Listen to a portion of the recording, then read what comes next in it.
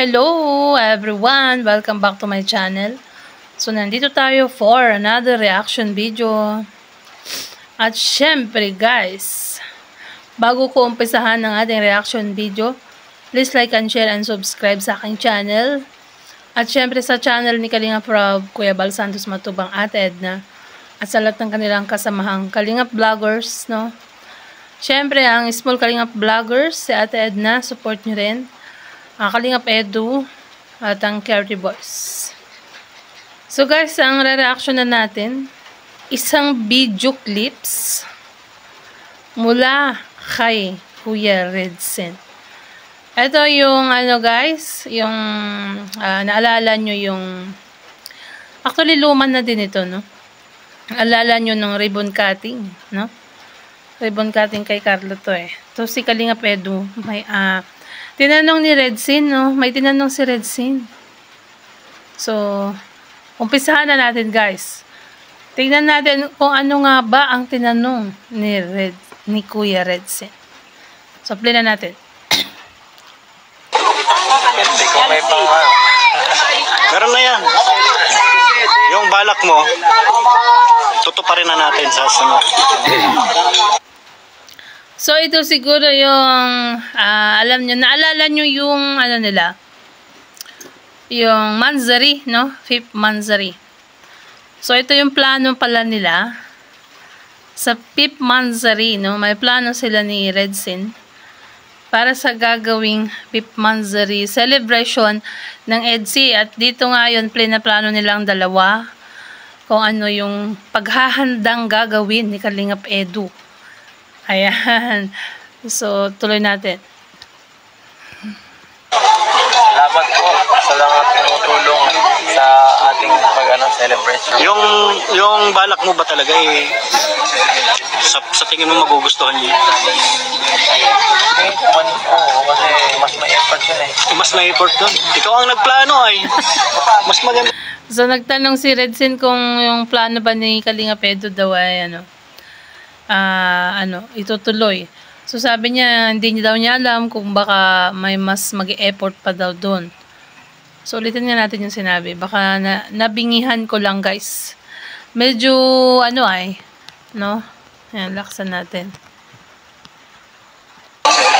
Sa tingin mo magugustuhan niya? Oo, kasi mas may effort yun eh. Mas may... Oo. Tingin mo ba magugustuhan ni Beyonce? At sabi ni Kalingap Edu, hindi daw niya alam kasi parang mas may effort daw si Beyonce. Yun ang sabi.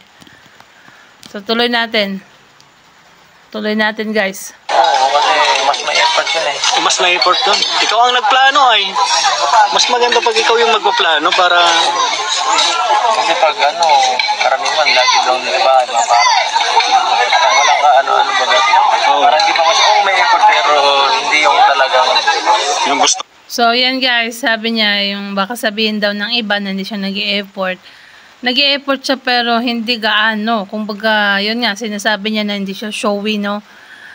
At tignan nyo naman ang nangyari sa part 25 or ang Fifth Manzari ng EDSI. Diba? Successful.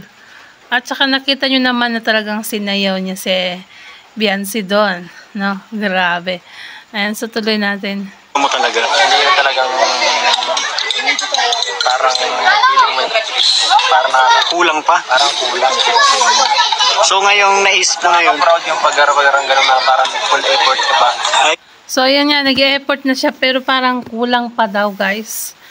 So kailangan pa niya ng more effort, no? Malay natin, next episode, part 27, no? Ay, mag-e-effort na siya lalo. So, tuloy natin.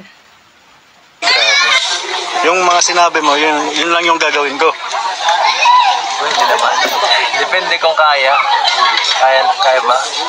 Kaya yun, kakayanin. Ano, okay na? Sige po. So, tinanong niya si Redsen kung yung effort daw ni Kuya Redsen or ang magiging effort nila ay kayang-kaya. Sabi ni Redsen, kayang-kaya. So, tuloy natin, guys.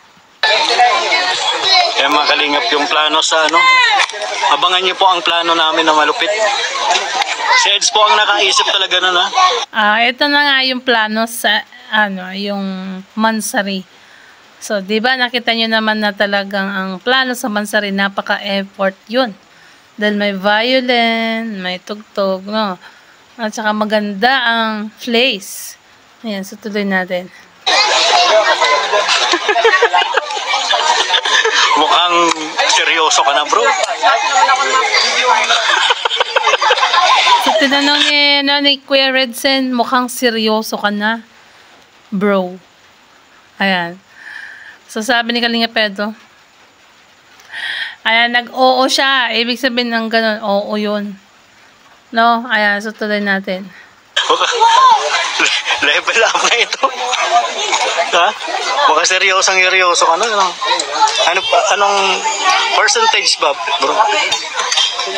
Uy, tinanong ni Redsen kung ilang percentage ba daw yung si Beyonce sa kanyang puso. Ayan o. Sana si Kalinga Prabang magtanong yan, Kuya Redsen, sa kanilang dalawa, no?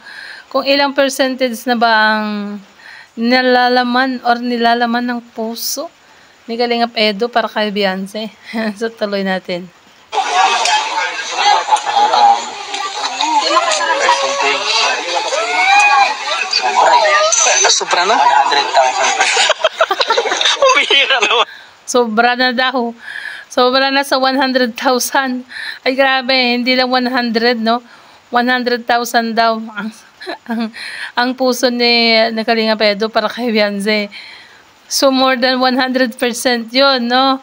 Ay, grabe. Ganun na pala.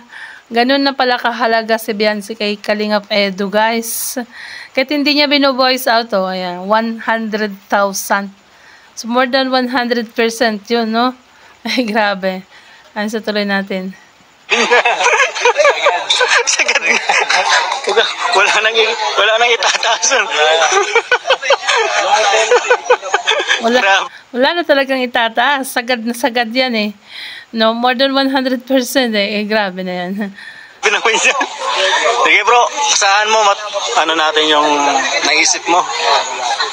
Gagawa natin ang paraan. So, ayan nga. Di ba nga, ang episode 5 ay nagawa ng paraan. So, more than 100%, no? Ang ratings ni Beyonce para kay Kalinga Edo.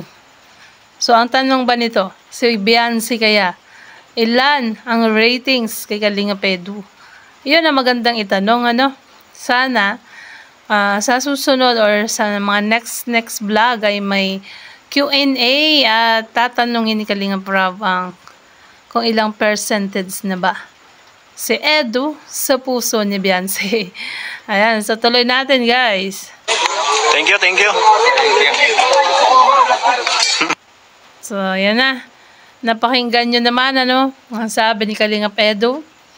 Kung ilang percentage na si Beyonce para sa kanya ay more than 100,000. More than 100% yun, no? Kung tutuusin, ay pasadong-pasado. Ayan. So, ulitin natin ang lahat ng ano.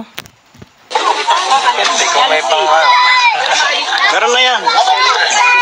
Yung balak mo, tutuparin na natin sa sunod. Hindi. Salamat po sa lahat tumutulong sa ating celebration. Yung balak mo ba talaga sa tingin mo magugustuhan niya? Kasi mas may effort yun eh. Mas may effort dun. Ikaw ang nagplano ay. Mas maganda pag ikaw yung magpaplano para... Kasi pag karamihan lagi daw diba, parang walang ano ba ba? Parang hindi pa may effort pero hindi yung talagang... Yung gusto mo talaga. Hindi yung talagang parang feeling mo, parang Kulang pa. parang kulang. So ngayong naisip mo ngayon, Nakaka-proud yung pag-gano'n na parang full effort ka ba? ay grabe. Yung mga sinabi mo, yun lang yung gagawin ko. Hindi naman. Depende kung kaya. Kaya ba? Kaya yun, kakayanin. Ano, okay na? Sige po. Kaya mga kalingap yung plano sa ano. Abangan niyo po ang plano namin na malupit. Si Eds po ang nakaisip talaga nun, ha? Mukhang seryoso ka na, bro.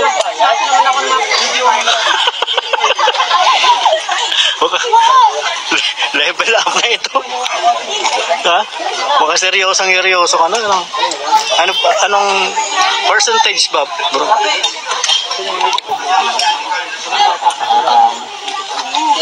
Percentage. Sobra na? 100,000%. Umihira naman niya. Sagad nga. Wala nang itataasan. Grabe naman siya. Sige bro, saan mo ano natin yung naisip mo? Gagawa natin ng paraan. Thank you. Thank you. So guys, hanggang dito na lang ang ating reaction video. Nako, grabe ang percentage pala na binigay ni Kalinga Pedro Calvianse, no?